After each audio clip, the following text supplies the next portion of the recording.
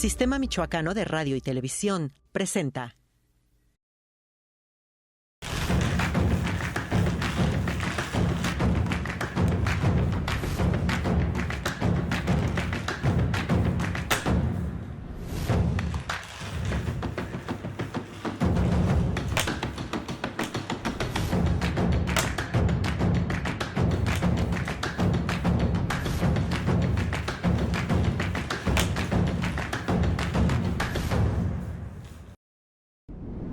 Bien, hoy estamos con Jorge Reséndiz García, magistrado presidente del Poder Judicial del Estado de Michoacán.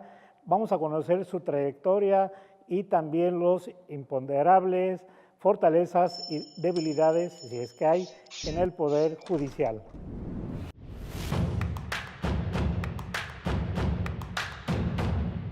Bienvenido, magistrado presidente. Gracias, Samuel, por brindarme esta oportunidad de tener esta charla y estar con tu auditorio. De manera general voy a hacer un bosquejo, valga la redundancia, de lo general con bosquejo, sobre tu trayectoria. Eres licenciado y has sido maestro de la Universidad Michoacana de San Nicolás de Hidalgo. Tienes un doctorado, pero aparte has impartido las clases de manera específica en Derecho Procesal, Civil y Familiar en varias universidades. Además, estás actualizado sobre Derecho Procesal Mercantil, Civil y Familiar. Tienes más de 40 años de experiencia jurisdiccional y, bueno, también has realizado funciones desde abajo en el Poder Judicial como escribiente, notificador, actuario y secretario de juzgado, juez de lo municipal, juez de primera instancia en varias regiones del estado de Michoacán y bueno, pues en el 2006 fui nombrado magistrado en lo civil, posteriormente magistrado presidente y bueno, ha sido premiado en 2 ocasiones mínimamente hablando, una última recientemente, yo diría hace poco relativamente. 40 años se dicen fáciles. ¿Tú siempre quisiste ser abogado para iniciar la plática? ¿Siempre quisiste, desde pequeño te veías como abogado? Te comento que sí. Fíjate que en Zitácuaro me juntaba mucho con 2 primos mayores que yo. Y ellos mismos me decían, no, tú vas a ser abogado porque hablas mucho. Y creo que de ahí se me quedó y seguí la carrera. Terminé la preparatoria y me vine a Morelia. Me vine a Morelia con la posibilidad de que me aceptaran o no en la facultad. Afortunadamente, la Facultad de Derecho de la Universidad Michoacana me aceptó y pues, terminé mis estudios. Después ahí hubo la oportunidad de estudiar una especialidad y posteriormente la maestría. Todo esto fue en la Universidad Michoacana. Ya la cuestión del doctorado sí fue por separado, pero son situaciones que me gustaba y lo logré. ¿A los cuántos años te hicieron ese pronóstico tus amigos, tus compañeros? No, pues estaba en la secundaria. Estaba en la secundaria cuando nos reuníamos a platicar, a convivir y te digo que como preguntaba mucho, platicaba mucho, me decían que iba a ser abogado y creo que… ¿Te la creíste? Me la creí, bueno. Y antes, ¿querías estudiar otra cosa? ¿Era tu ideal, un sueño que tuvieras de primaria en secundaria antes de que te encauzaras por ser abogado? Fíjate que en ese tiempo todavía no tenía una idea, porque yo estudiaba desde la primaria y prácticamente le ayudaba también a mis hermanos, a mi papá, en las carnicerías, en los puestos de tacos. O sea, como que no había tiempo para proyectarme hacia el futuro, sino que más adelante se fue generando por la convivencia con los primos que te comento. Valga la pregunta, ¿tú fuiste carnicero, fuiste taquero? De chico sí les ayudaba, ¿sí? Precisamente. Llegué a tener ahí frente a la iglesia de los Remedios un puesto que aún a mi corta edad yo lo atendía directamente. ¿Tú directamente? Sí. Cortaba y todo. Ande, sí. ¿Y de qué eran? Eran bistec, chorizo, suadero. Sí. ¿Y qué tal de gente? Pues teníamos gente, Ahí, Zitácuaro, ¿te acuerdas que tenemos una calle del hambre? Y ahorita ya hay 2 calles del hambre en Zitácuaro, como que nos gustan a los zitacuarenses mucho las garnachas, ¿sí? Y creo que teníamos el toque para que la gente nos prefiriera. Platícanos brevemente qué es las calles del hambre. Porque suena como los Juegos del Hambre. Juegos del Hambre, ¿verdad? Sí, sí. Son 2 calles. La primera fue sobre la calle 5 de Mayo, ¿sí? Donde hay varios puestos de tacos, de pozole, de corundas, ¿sí? De buñuelos, o sea, muchos antojitos mexicanos ahí están y están en la tarde y en la noche. O sea, ¿es obligado cuando va uno a Zitácuaro? Es un referente de Zitácuaro, precisamente de la calle del hambre. Y bueno, digamos que en la secundaria empezaste a visualizar estudiar ya Derecho. Sí, efectivamente, a raíz de la secundaria y de tanto me criticaban, de que hablaba mucho, preguntaba mucho, de que fui visualizando esa situación. ¿Eras de primaria, en secundaria, prepa? ¿Qué tan buen estudiante fuiste? Esa pregunta no se hace. No, era regular. Era regular, te confieso, no era un excelente alumno, pero sí me gustaba estudiar. Me gustaba estudiar y no obstante que tenía poco tiempo, pues lo hacía y pude sacar esos estudios. Es cierto que dicen que cuando uno saca 9 o 10 es que está muy concentrado en los estudios. Cuando uno es de 8, 7, 8, es porque uno es amiguero y noviero. Pudiera ser, pero muchas veces también depende de cada persona. O sea, tenemos alumnos muy brillantes que son de puro 10 y también tenemos alumnos que de 7, 8, pero pues eso no quiere decir a lo mejor que no tenga, que no se dedique exclusivamente a ello o que tenga una inclinación directa. Todo depende en la formación de la persona. Y yo creo que lo que se aprovecha es lo importante. ¿Tú eras amiguero y noviero? Amiguero sí era en ese ¿Y lo sentido. otro poquito? Pues poquito, lo normal. luego me dices que es lo normal. Cuando se prestaba la ocasión. ¿No? Pues, okay. Sí. Bueno, ¿y ya decidiste cuándo llegas a Morelia? Llegué en 1978. 78. Y te comento ahí que prácticamente vine con cierto pesimismo. ¿Por qué? Porque la situación económica de la familia no era muy buena, ¿sí? E incluso yo me pegué a un compañero para tener aquí donde vivir, ¿sí?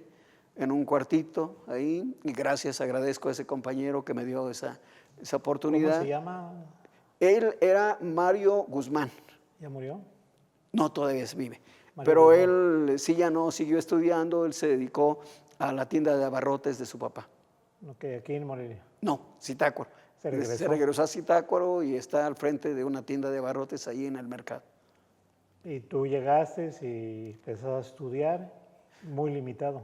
Muy limitado, pero te digo, se me fueron abriendo oportunidades, porque duré incluso poco ahí viviendo con él, ya después me cambié, que era ahí por donde está la Casa de la Cultura, ya después me cambié a la colonia Ventura Puente, y ahí prácticamente fue donde terminé mis estudios. Entonces, ¿cuánto tiempo estuviste ahí aquí por la Casa de la Cultura? Como 2 meses, nada. Y ya la aventura, pero ¿trabajabas o la familia te seguía sosteniendo? Duré aproximadamente 1 año sin trabajar, estaba como meritorio en el juzgado segundo municipal de aquí de Morelia. Y al año de estar aquí en Morelia, se me dio la oportunidad de mi primer contrato como escribiente. O sea que, a ver, lo que ya no entendí, estabas estudiando Derecho ya. Sí. ¿Y a los cuántos meses o años entras de meritorio? Llegando. En 1978 se me dio la oportunidad. Conocía yo a una persona que yo creo que tú también, Antonio Chávez Amaro. Sí. Él era amigo de mi papá y me dirigí a él y él conocía a un secretario de una sala penal. y me mandó con él, y este secretario me recomendó con el juez segundo municipal, y ahí me dio la oportunidad de estar como meritorio, y ahí mismo incluso tuve mi primer contrato como escribiente. Bien, vamos a un corte, magistrado presidente, y regresamos. Estamos con Jorge Reséndiz García, quien es magistrado presidente del Poder Judicial del Estado. Regresamos.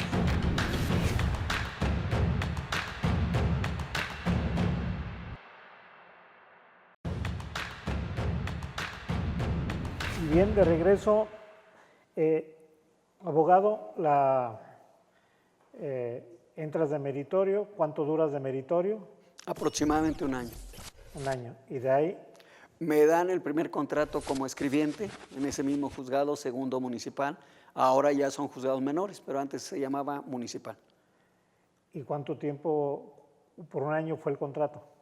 No, el contrato fue por 6 meses. Era un interinato, pero después ya también se me dio la oportunidad en la oficina de estadísticas. Ahí estuve. Ya después me fui como notificador de salas, ¿sí? Y estaba presente en ese cargo cuando terminé mis estudios. Pedí una licencia de 6 meses, según yo, para hacer mi tesis. Me fui a mi pueblo, a Zitácuaro, considerando la situación económica y la sangre también, ¿sí? Y ahí un juez, Ramón Núñez Álvarez, que incluso no lo conocía, me mandó llamar. Dije, asustado y todo, ¿qué? Y él, por recomendación de un secretario que tenía ahí, ¿sí?, me dice, hay una plaza de escribiente, ¿quieres ocuparla?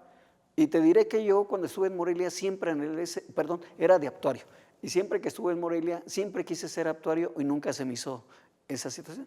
Entonces, acepté, duré como unos 8 meses. Después salió un secretario y se me dio la oportunidad de ocupar esa secretaría. Al poco rato a él lo hacen magistrado y me pide que me venga a Morelia al juzgado. Todavía era municipal, pero ya como juez. Regresé a Morelia como juez municipal. Duré ahí un mes y medio y me mandan a Coahuila a echarle talacha, que fueron experiencias muy bonitas porque hay poco trabajo y tiene uno la oportunidad de atender los asuntos adecuadamente. No quiero decir que si no hay el tiempo suficiente no se atiendan, pero para un principiante, pues ese tiempo era oro. Ese tiempo era oro para todas las inquietudes que salían, poderlas atender, poderlas satisfacer a través de la teoría, a través de los libros. Y de Cogollana sigues, lo voy a decir no despectivamente, rancheando, sigues yendo a varias regiones. De Coahuila me mandan a Huetamo para no perder el calorcito, no perder el clima en ese sentido. Después de Huetamo me vine a Lázaro Cárdenas.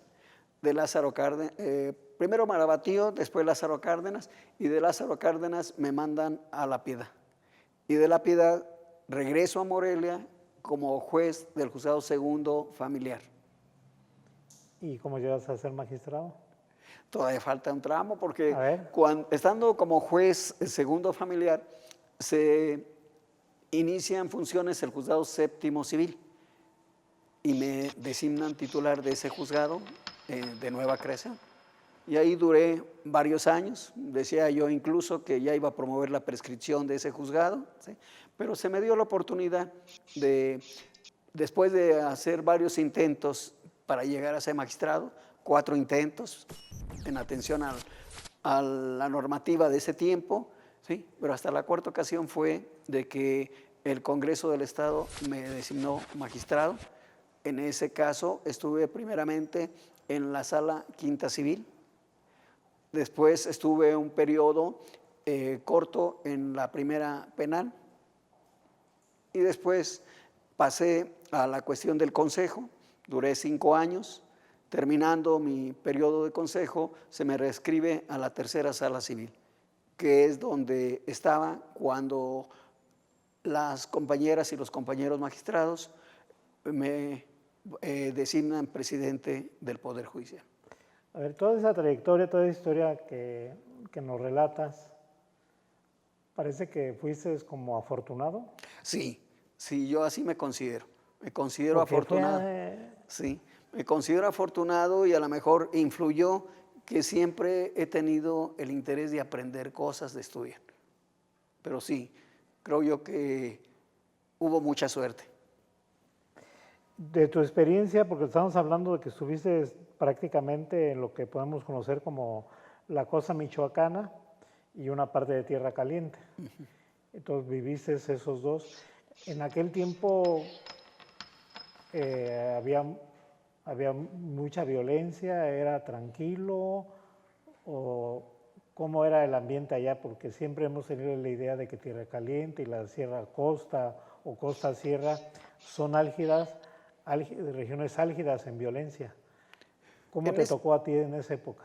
En ese tiempo era muy tranquilo todo. ¿De qué año estamos hablando? Estamos hablando de que yo me fui como juez en 1985, ¿sí?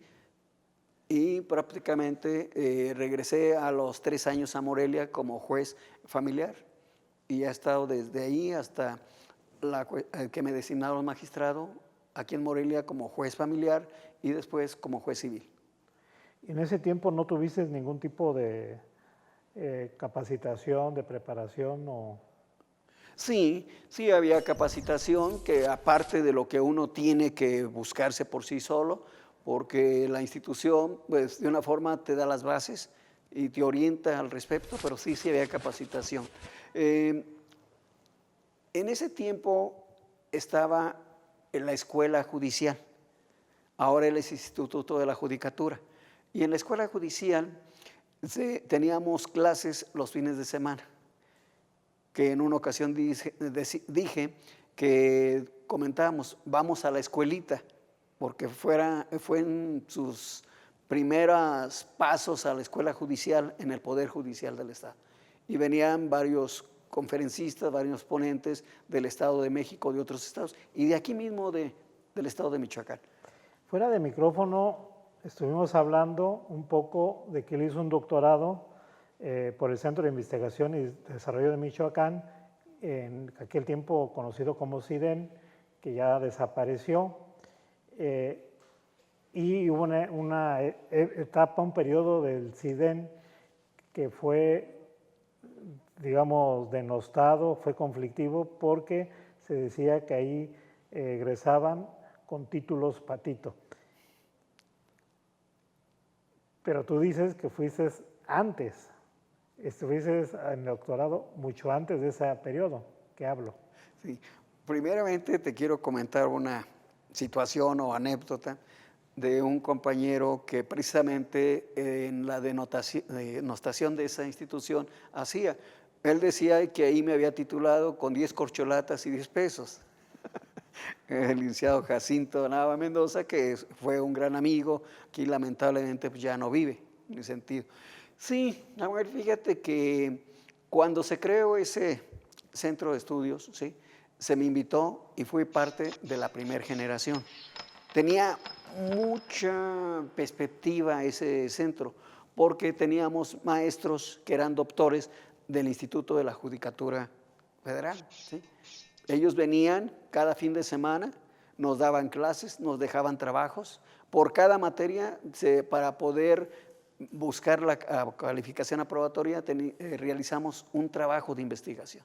O sea, sí era un verdadero doctorado. Y bueno, después fue una etapa muy complicada. Le voy a recordar rápidamente, el CIDEN era el director general Guillermo Vargas Uribe, y siempre eso de los títulos patitos no fue ninguna broma y nada que se haya inventado. El tema fue a dar a nivel federal y hubo descalificación de varios que tenían nombramientos de maestros y doctorados. Muchos se tuvieron que amparar y muchos perdieron, y finalmente el gobernador entonces interino, Jesús Reina García, optó por desaparecer el CIDEN para terminar de tajo con el tema. Vamos a un corte y regresamos. Estamos con el magistrado presidente del Poder Judicial, Jorge Reséndiz García. Regresamos. Magistrado, bueno, en tu desarrollo profesional también se cuenta que fuiste maestro, profesor de la Universidad Michoacana de San Nicolás de Hidalgo, ¿solamente de esa institución? Se me dio la oportunidad de dar clases, sí, en la Facultad de Derecho, pero también di clases en La Salle y en el Tecnológico de Monterrey.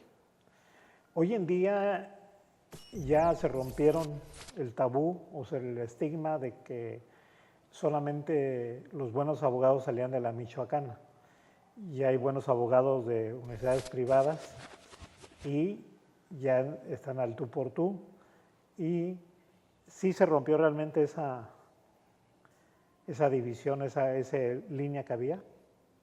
Bueno, es que antes no había tanta universidad privada, por eso pues, todos salían de la Michoacana y sobresalían como en atención a sus estudios, pero ya después tuvieron la competencia de las universidades privadas como La Salle, como el TEP de Monterrey, y pues estas gentes también fueron logrando su reconocimiento profesional. Y está la broma, una broma que no tan bromista, valga la cuestión, de que el que estudia ahí nomás atraviesa la calle y ya se titula. ¿Qué tan cierto tiene ese tipo de broma? Bueno, sí la escuchaba yo desde que estaba estudiando, pero en sí, pues no la pude comprobar porque pues, prácticamente en mi caso, que incluso estuve en la primera sesión, ¿sí? En ese caso se acostumbraba que había también, por la cuestión de la dedicación, se hacía la declinación primera, segunda, tercera sección, ¿sí? Y muchas gentes no terminaban sus estudios, pero por su situación particular, ¿sí?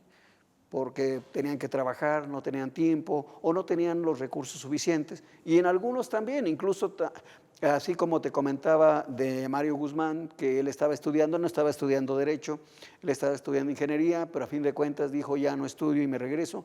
También tuve un paisano que estaba estudiando Derecho y me acuerdo mucho de él porque él estudiaba leyendo los apuntes en voz alta. Era una cuestión que en ese momento a mí me parecía rara, pero ya después me enteré que muchas gentes tienen ese mecanismo de estudiar. Y él también llegó un momento en que dijo, no, esto no es para mí. Me regreso y está en Zitácuaro. A ver, como maestro, ¿tú qué vistes de los alumnos? ¿Cuáles eran sus virtudes, sus deficiencias, sus fallas? Porque hoy en día hablamos de que los abogados en particular de la Michoacana tienen sus asegúnes, son egresados que no están aptos de inmediato para la cuestión laboral.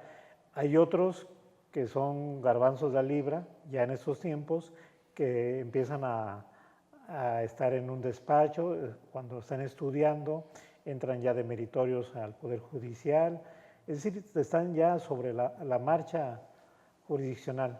Fíjate que yo siempre he seguido la tónica, incluso la recomendaba a mis alumnos, que desde el primer día de la escuela buscaran dónde irse a practicar.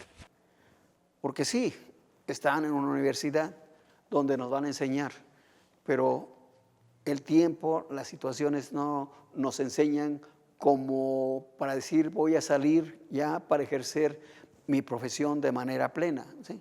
¿Por qué? Porque podemos grabarnos libros, podemos memorizar libros, pero en sí la práctica es una situación esencial. Y muchos de mis alumnos siguieron esa tónica, muchos de ellos están en algunos cargos públicos y otros pues prácticamente se titularon, se fueron a su pueblo y ejercen otras actividades porque se casaron, compañeras se casaron y se dedican a su hogar. ¿Cuál era tu fuerte como maestro? Primero, tuvo una autocrítica, ¿qué tan buen maestro eras? Es una pregunta difícil de contestar porque va de por medio mucho ego, pero atendiendo a algunos comentarios, no porque lo diga yo directamente, sino atendiendo a algunos comentarios, me consideré un buen maestro. Y eran los factores que podía atender yo en ese momento era la asiduidad. O sea, no era maestro de los que faltaba y que aprovechaba el tiempo que tenía para la clase, pero también motivaba a los alumnos dejándoles trabajos y empezaba mi clase preguntando qué es lo que vimos la clase pasada. Exponía, ¿sí? Y así seguíamos rutinariamente. De manera que llegaban a clase y ya sabían que les iba a preguntar, ¿sí? Y intencionalmente a veces preguntaba a los que veía que no iban en la clase pasada. ¿No extrañas dar clases? Sí, sí extraño, sí extraño. ¿Y ya no regresarías a las aulas? Es probable que sí regrese, terminando mi periodo, ¿sí? Es probable que regrese. Yo soy maestro, ya tengo 3 materias, pudiéramos decir, definitivas en la Facultad de Derecho, en las cuales tengo licencia y es probable que terminando mi cargo de presidente me incorpore nuevamente a la facultad. Hay muchos magistrados que se jubilan y su vida ya no es igual. Pues es una nueva etapa de nuestra vida y para la jubilación muchas veces decía uno, me jubilo porque quiero descansar, me jubilo porque no atiendo bien a mi familia, pero se dio una cosa curiosa, que se jubilaban y no hacían por lo cual se habían jubilado. Aquí los magistrados se jubilan porque se jubilan, no hay de que quieran seguir siendo magistrado o inactivo. Ahorita son 2 sistemas los que aplican en el Poder Judicial. En el caso mío, como yo fui magistrado con un sistema anterior, puedo durar trabajando en el Poder Judicial hasta cumplir los 70 años. Al llegar a los 70 años, ahí sí hay un retiro forzoso. En el caso de los que están ya conforme a la nueva ley orgánica, ellos tienen un periodo inicial de 5 años con posibilidades a 2 ratificaciones, cada una por el mismo periodo. De manera que podrían durar como magistrados 15 años. Bien, pero la cuestión ahí de la jubilación, sí, me ha tocado ver magistrados que no saben qué hacer con su vida, porque siempre han estado metidos en el Poder Judicial de una u otra manera, entonces de tiempo completo y los veo y digo, no, pues yo soy feliz en comparación con ellos. Magistrado, la cuestión del retiro de los magistrados, valga la redundancia, ¿es complicada? Todo dependería si es desde el punto de vista sentimental o desde el punto de vista legal. Desde el punto sentimental yo creo que todo retiro es complicado, porque te digo, muchas veces no planeamos nuestra vida después de, y eso es lo que a veces nos genera mayor problemática.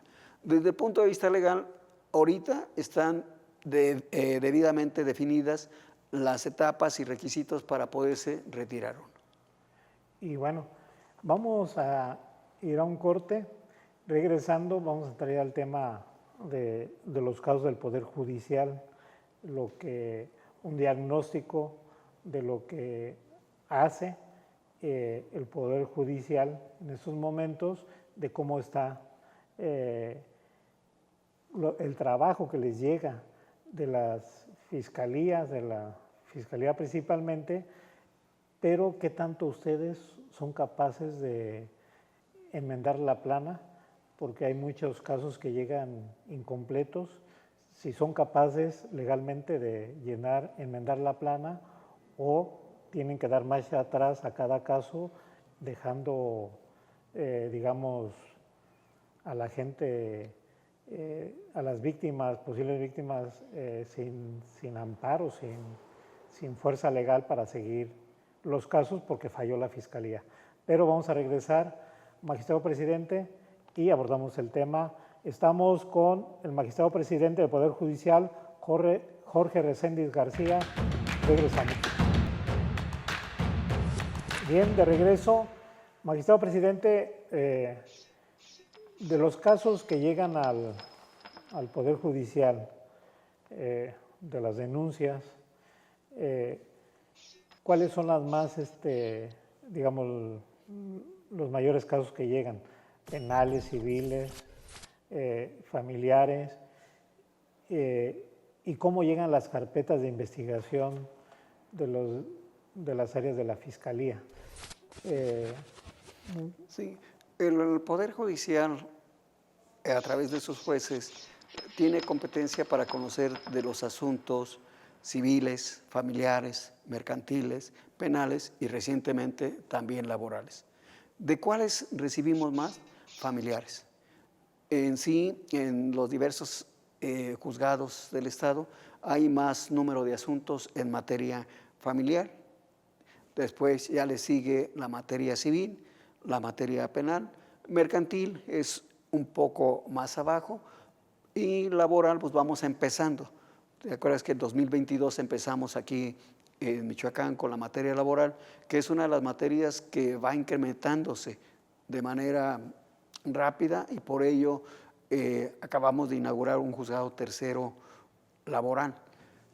La última pregunta que me haces en torno a las carpetas que pasa la Fiscalía a los juzgados, ¿sí? Ahí pues, la Fiscalía integra las carpetas según los hechos, según el delito. Ahí el procedimiento penal se integra de 2 etapas, con un juez de control y un juez de audiencia. En la etapa del juez de control, pues ahí determina si hay los elementos suficientes para judicializar esa carpeta. Si no los hay, le requiere al Ministerio Público para que los recabe, da una temporalidad para ello, ¿sí? Y ya una vez que se integra la carpeta, se analiza si sí esos elementos son suficientes para poder sujetar a procedimiento a esta persona y seguir todas las etapas procesales. O sea, hay una comunicación procesalmente hablando entre la Fiscalía y el Poder Judicial para el fin de que se dé seguimiento al mayor número de carpetas. Hay temas que yo diría, en lo personal, que llegan a convulsionar la vida interna del Poder Judicial y por protestas, a veces más una cuestión más sentimental que legalmente fundamentada. El tema de los feminicidios, por ejemplo, que llegan hacia ustedes y les reclaman por no dar sentencias que consideran que deben ser más duras, los familiares, los amigos de las víctimas de feminicidios. El tema de los feminicidios le sigue a ustedes y además es un asunto mediático. El tema de los feminicidios, ¿ustedes cómo lo dirimen? Primeramente te diré que hablando en términos generales de juicios, procedimientos, con independencia de la materia, pues son 2 partes, ¿sí? Y hay que entender la postura de cada parte. Ahora aterrizando esa situación en el caso de los feminicidios, pues es una situación muy delicada, muy importante y que se le debe dar la importancia y atención necesaria. Muchas veces sí se nos ha reclamado de que no condenamos como ellos quisieran. He escuchado una frase, es que necesitamos una sentencia ejemplar, pero muchas veces ese término lo van vinculando a la situación de ponerle la sanción máxima. Y yo considero que una sentencia ejemplar es aquella que atiende todos los medios de prueba que hay en la carpeta y que con base en el análisis armónico de la legislación aplicable impone la sanción correspondiente. Y en ese sentido, ¿no nos hace falta a la gente común y corriente, como se dice, a la población, ciudadanía, mayor cultura judicial?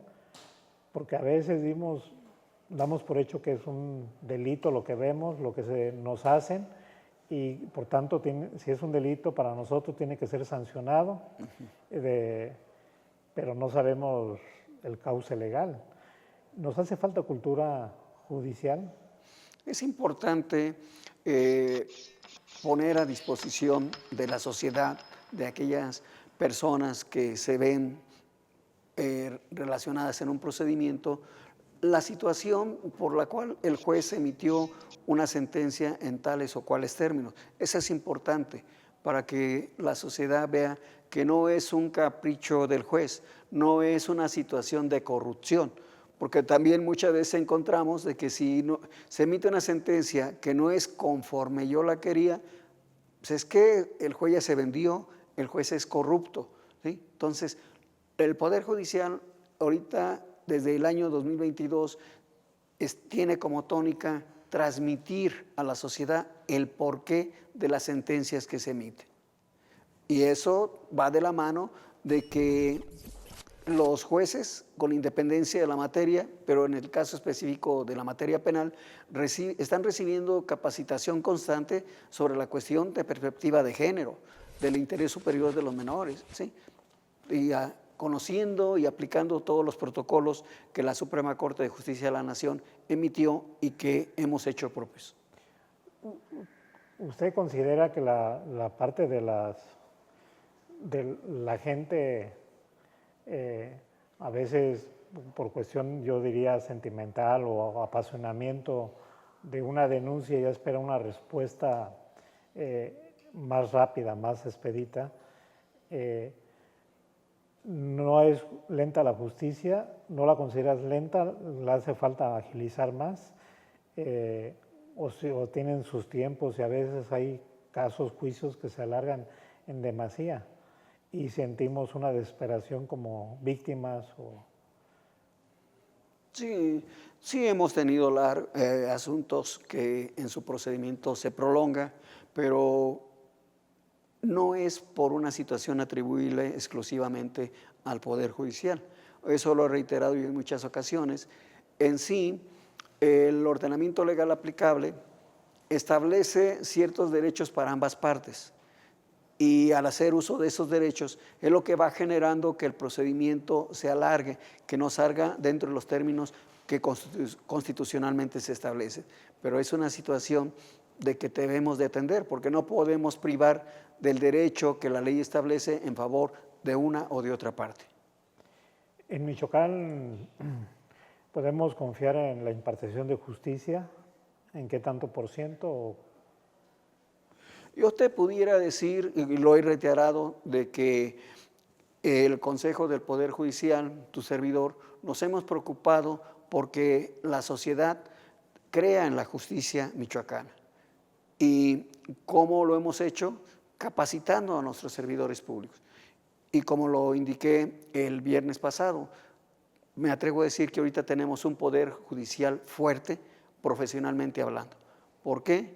Porque se les ha brindado los requisitos que se requieren para ello y se les ha dado la capacitación más necesaria, más suficiente posible.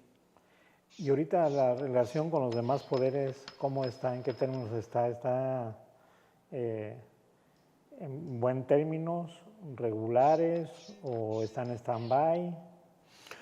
Considero yo que están bien. Al menos yo no he tenido una cuestión contraria de los titulares de los otros poderes. Ahorita, pues, como tú sabes, se ha generado cierta información, pero es propiamente en la postura de los titulares de cada uno de ellos, pero es normal. Eso no quiere decir de que tengamos una mala relación, sino que al contrario, creo que hemos sido colaborativos en lo posible y eso ha permitido que el Poder Judicial obtenga logros tanto profesionales como materiales. ¿Ustedes están preparados para cualquier cambio que se dé dentro del ámbito judicial? Pues no para cualquier cambio. Si hablamos de un cambio que sea para el beneficio de la sociedad, dando las bases para que se prefiera a aquellos servidores públicos que tengan el perfil más adecuado, estamos preparados. ¿Sí? Y ustedes en el Poder Judicial, sus integrantes, digamos que es difícil responder una pregunta, dice, por ejemplo, en tu caso meterías la mano al fuego por la gente del poder, los magistrados, los jueces, juezas, magistradas? Es una Sí, pregunta muy atrevida. muy atrevida, pero creo que el tiempo que he estado en el Poder Judicial me da elementos para poder contestártela y yo diría que sí.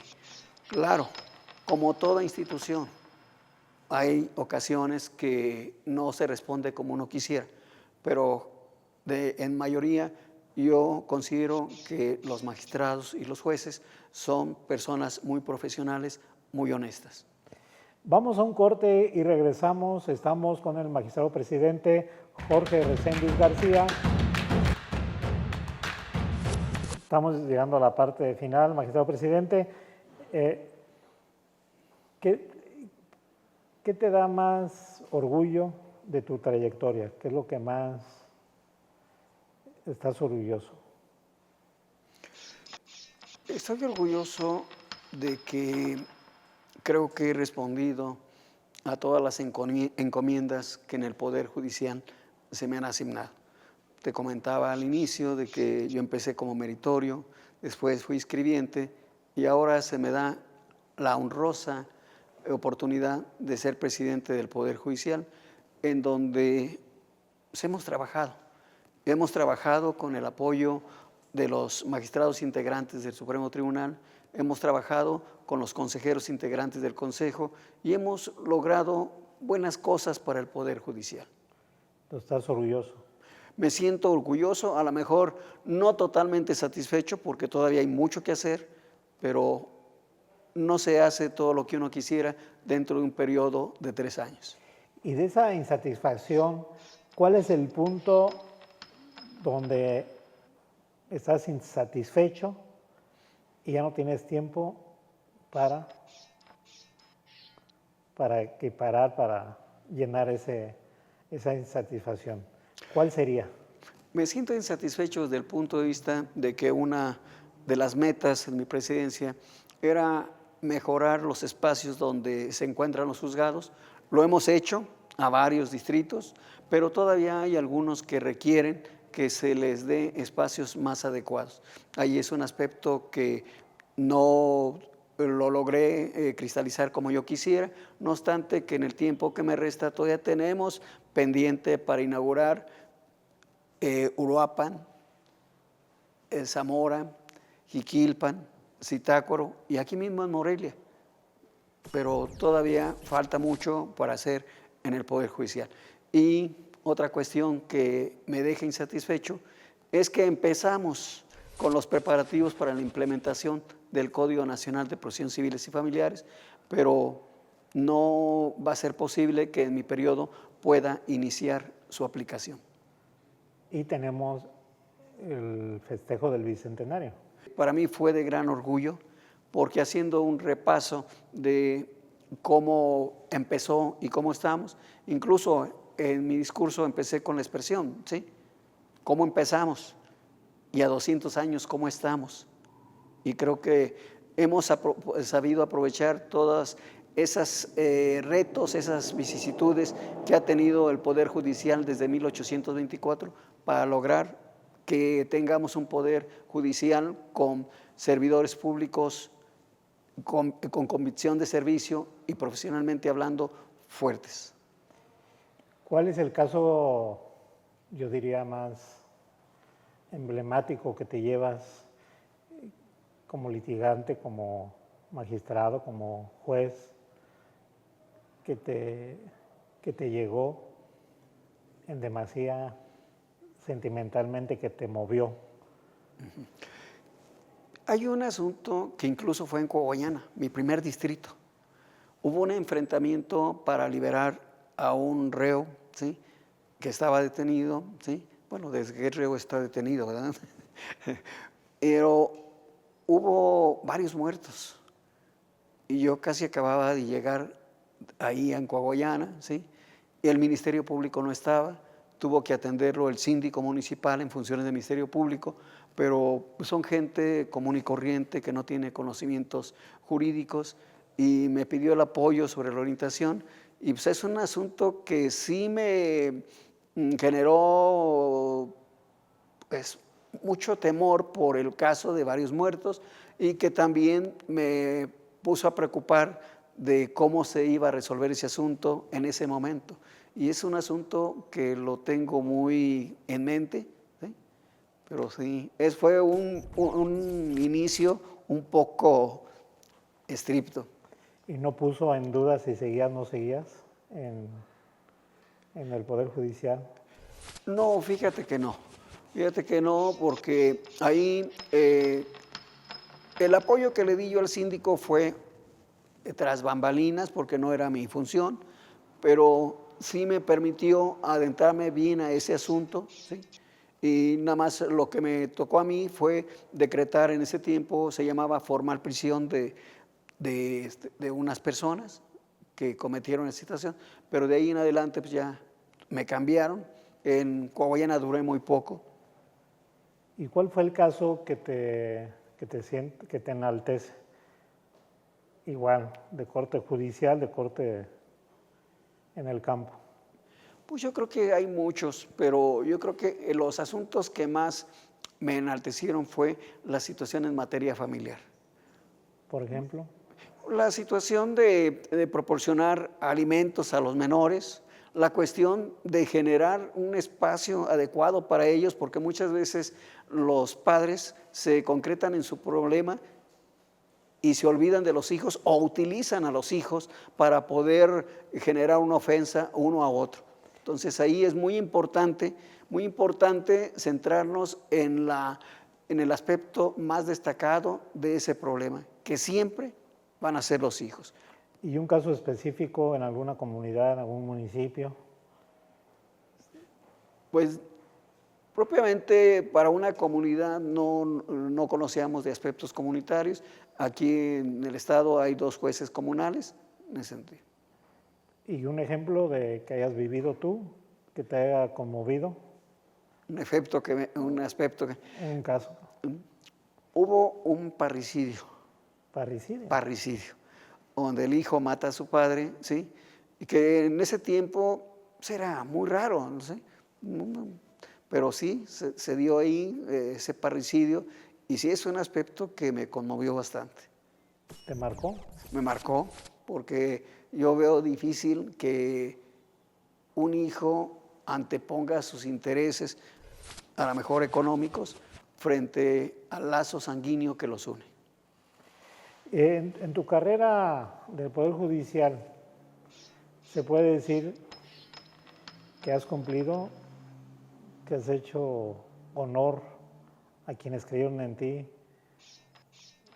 o te queda algo pendiente?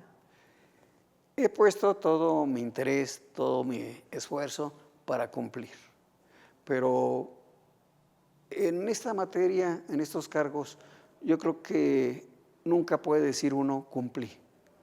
Te comentaba de que cuando yo empecé como presidente me forjé muchas metas, varias las he realizado, pero otras no han sido posibles, entonces no puedo decir que he cumplido al 100%. ¿Cuándo te toca jubilarte? Bueno, jubilarme todavía está en veremos. La presidencia la termino en febrero. Ya sería cuestión de hacer un análisis personal para ver cuándo me retiro, porque te recuerdo de que yo puedo, con la legislación vigente, yo puedo estar como magistrado hasta que cumpla los 70 años. 70 años. 70 ¿Y cuántos años. te faltan? Eso no se dice, Samuel. No, tengo 64 años. ¿64? Tengo 64 años, Ah. entonces falta 6 años. ¿No? Dicen, te llevo por 2.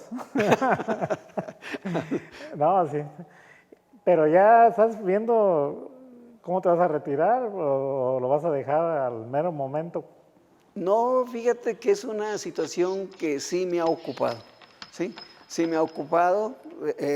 Me preguntabas hace rato si a lo mejor regresaba a la docencia. Sí, es una de mis metas.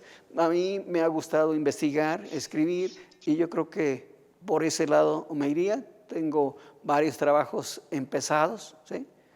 Y creo que ese va a ser el distractor principal una vez que me jubile. ¿Tú qué le dirías a los jóvenes estudiantes para abogados? ¿Qué les dirías? ¿Qué mensaje les dejarías antes de concluir este programa, por supuesto. No uno. Ya me estás dando. Sí. El comentario que yo les haría es de que no nos vayamos con la idea que en las universidades vamos a aprender todo.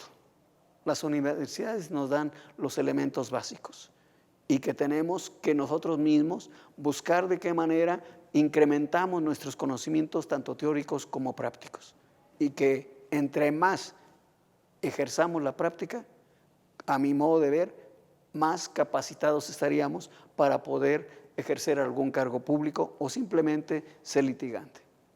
Y así llegamos a la parte final.